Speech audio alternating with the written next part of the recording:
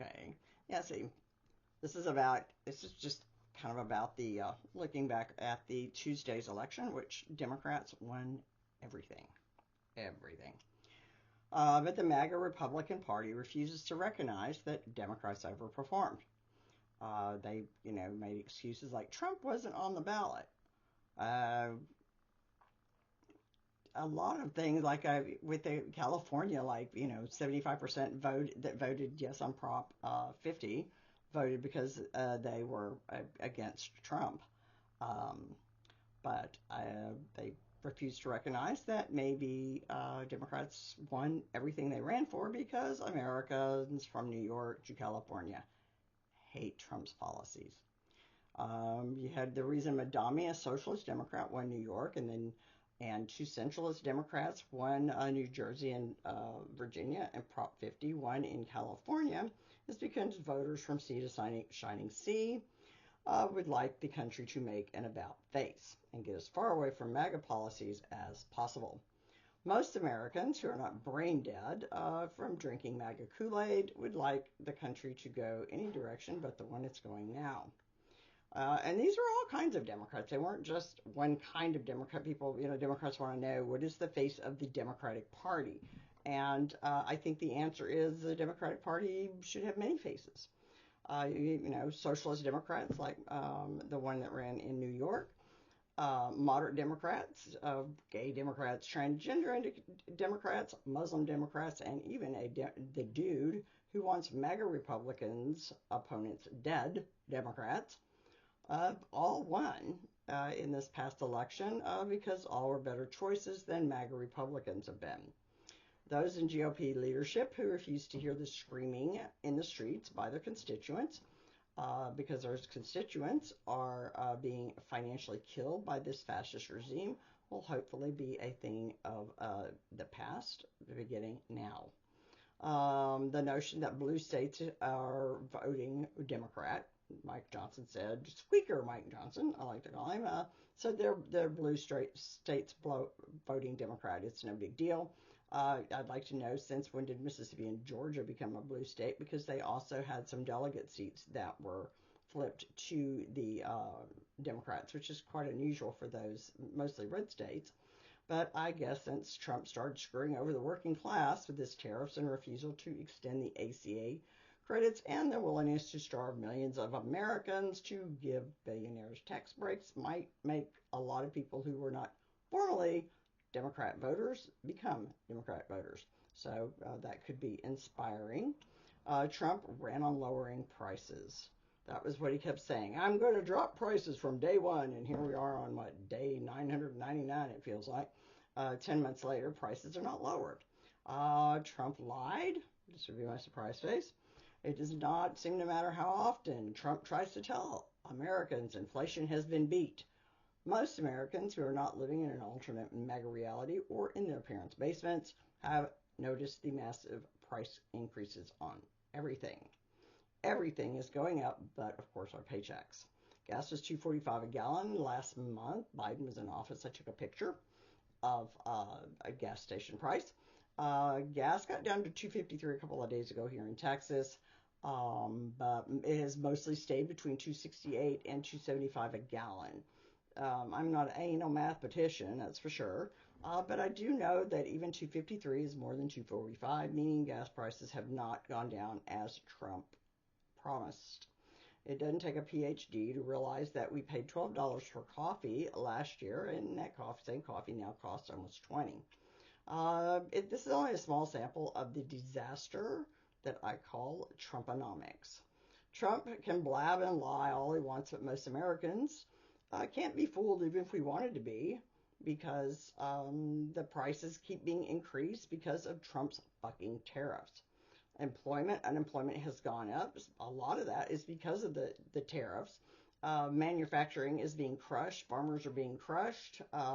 So, yeah, it's killing everybody from, like I said, from manufacturers to farmers to everybody in between because of Trump's policies. The moronic trade wars and, we the people of the working class kind of noticed that we have probably been victims of the good old bait and switch. Trump promised one thing and delivered another. what really chaps my ass and keeps things really bad. I mean, the markets and businesses need stability, and Trump can't make up his mind to save his life. Trump is worse to our economy than a toddler with the keys would be to an 18-wheeler. Uh, Matter of fact, life with MAGA minions in positions of power is a lot like living with a schizophrenic monkey with a drinking problem. Trump sees a Canadian advertisement and increases tariffs. A country like South Korea gives him a shiny new toy, and Trump decreases tariffs. It would be a huge break if the Supreme Corrupt Court or the useless MAGA representatives would do the bare minimum of what is called their duty uh, and take the damn tariff keys away from Trump, please. That would help our economy a lot if Trump just got where he could not do any more tariffs, because our businesses hate uncertainty. In order for businesses to plan and hire and know what they're doing, they have to have some amount of certainty, and they don't have that under Trump. Like I said, Trump is like a drunk monkey with some kind of mental illness, probably a little dementia. Trump thinks winning by less than 2% in 2024 is gives him the right to do whatever the hell he wants. He calls it a mandate. He said he got a mandate. And the only word mandate I've ever seen has been in the 2025, the Heritage Foundation Project 2025. That has the word mandate on it, the thing that Trump knew nothing about, but somehow managed to hire almost all the authors of this particular publication when he got into office. So I would say that, yeah, the Democrats winning by double digits in off elections, off special elections. This isn't even the midterms. This is some kind of off the year special elections, and they have really good turnouts. I think that might be a huge clue that Americans are not happy. I try to remind myself to never interrupt my enemy while he's making a mistake, because I think it's a mistake to think that this is not the results of the massive Democratic win is not connected to the Trump policies in any way. I think that's a mistake, but let them believe whatever they want.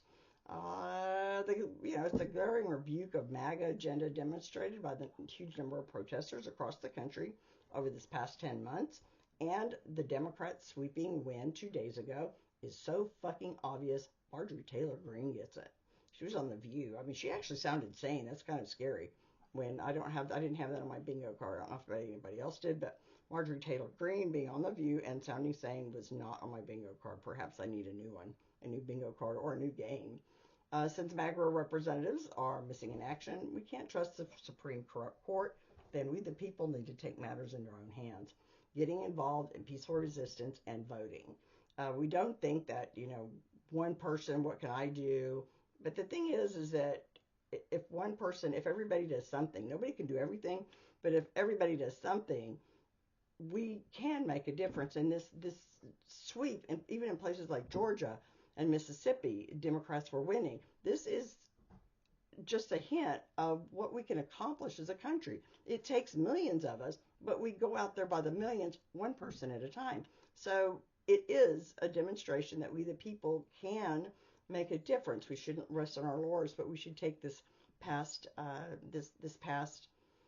election, this past Tuesday, as a glimmer of hope, which is hopefully not an oncoming train at the end of the tunnel. We will try to look at the bright side and realize that is America saying MAGA sucks.